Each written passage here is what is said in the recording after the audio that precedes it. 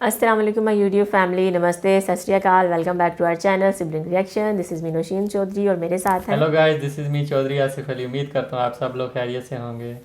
Hope so कि आप सब लोग फिट फाट होंगे, टिप टॉप होंगे, मज़े में होंगे। तो आज हम जो वीडियो लेके आए हैं आपके लिए, वीडियो का टाइटल ही बहुत ही इंटरेस्टिंग है। वीडियो का टाइटल है can India manufacture like China. तो चाइना के जैसे कि हम जानते हैं कि उसकी मैन्युफैक्चरिंग जो है आउट क्लास है, तो क्या इंडिया चाइना को बीट कर सकता है इसमें? तो वीडियो को स्टार्ट करने से पहले वीडियो को लाइक कर दें, चैनल पे नहीं है तो चैनल को सब्सक्राइब कर दें और बेल आइकन को हल्का सा प्रेस कर दें ताकि हमारी आने वाली हर वीडियो का नोटिफिकेशन आप तक पहुंच सके और आप सबसे पहले वीडियो देखें। Let's start the video. 3, 2, 1 start. India and China, the two most populous countries of the globe.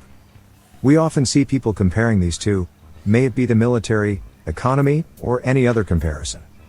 Both the countries have different capabilities. We all know China's manufacturing capabilities and how it is the world's factory. But now the question here is, can the foreign investors count on India to set up their factories? And can India really manufacture like China? Well, let's find out. China and India are some of the oldest civilizations.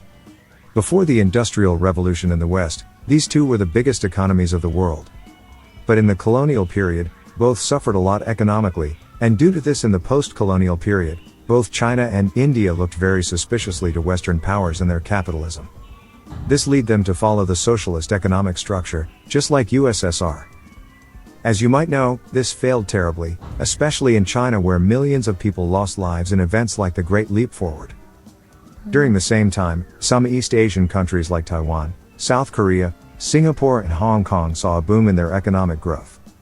They opened their economies to foreign investors, and used their cheap labor for low-cost manufacturing of goods.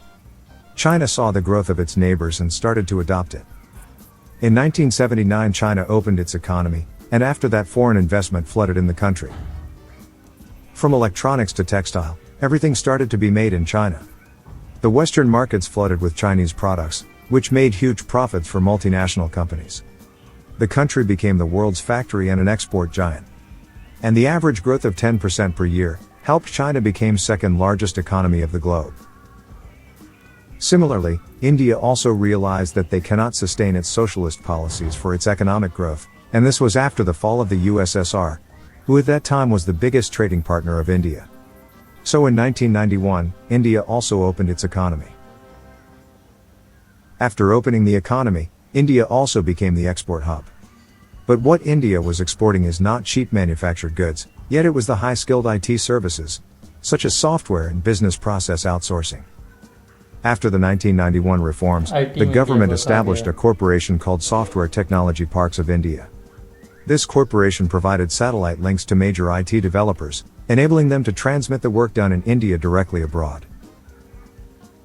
Also, the huge restrictions on overseas business were lifted, and foreign investments were welcome. As a result, the IT industry in India became free and the business of outsourcing gained momentum. Today the IT industry accounts for 8% of India's GDP, playing a very important role in the Indian economy. Now, unlike the IT boom in India, low-end manufacturing didn't get the momentum that was required. You see, IT sector jobs are mostly limited to the English-speaking, and people with high skill set.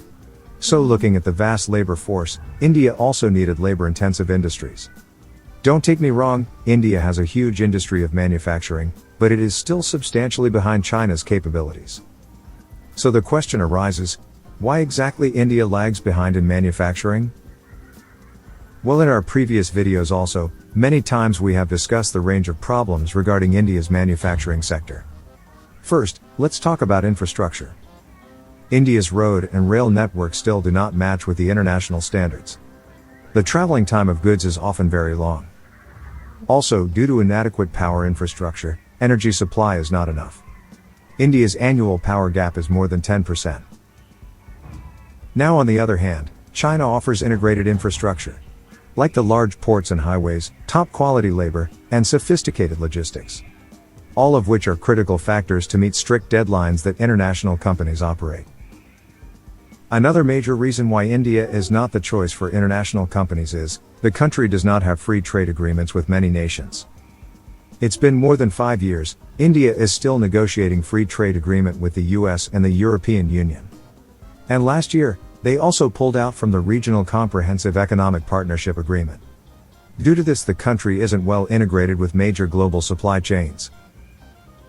Now, even though India is open for foreign investment, the import tariffs have been increasing since 2018.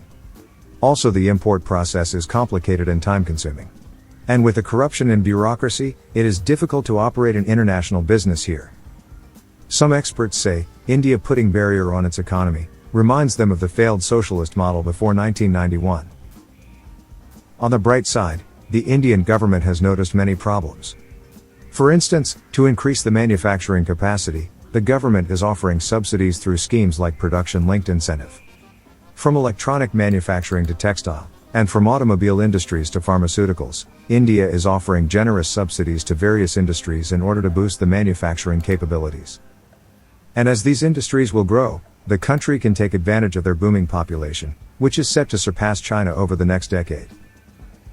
As you know, China's population is getting older, and it is declining. We have made a video about the effects on China's declining population. Check it out if you're interested. Another good thing is, India's median population is still below 30, and they still probably has 3 decades before its population starts to get older. If India uses this opportunity, then in the coming decades more than 500 million people could enter the middle income class category, and this could be the largest growth in the world's middle class. Also, the Indian startup culture could help the growing economy. The year 2020 saw the birth of maximum number of Indian unicorns, with 44 unicorns coming in that year. For those who don't know what unicorn means, it is a term used in the venture capital industry to describe a privately held startup company with a value of over $1 billion. According to HSBC research, in the last 5 years India's internet startup has got an investment of $60 billion, of which $12 billion of investment came in 2020 alone. This boom in startups has happened because of the digitalization of the country. India's internet penetration rate is increasing rapidly. Today the country's internet penetration has reached 50%, and just 5 years ago it was only 27%. The increasing use of the internet is not just helping startups, but also big institutions and small businesses. According to a research, in 2015 and 16 internet contributed 5.6% to the GDP, this has increased to 16% in 2020. And in terms of dollars, in 2020 this contributed nearly $530 billion, out of which $270 billion came only from the mobile applications. It is also estimated that by 2025, 10% of India's private consumption goods could be accessed through the internet. So, will the few government subsidies and digitalization be enough to attract foreign investment? Well, I don't think so. Also, China's ways of capitalizing on low-cost labor for manufacturing may not work for India. And that is because of automation in various industries. What India needs to do is undertake broad structural reforms for ease of doing business, improve its infrastructure, and most importantly use the changing geopolitical shifts to modify its trading relationship with the world. Now I have already said this and I am saying it again, if India plays it right, it could be on different heights by the end of the decade. So we can all do is, wait and watch what happens. So, what do you think about this video? Tell us in the comments below.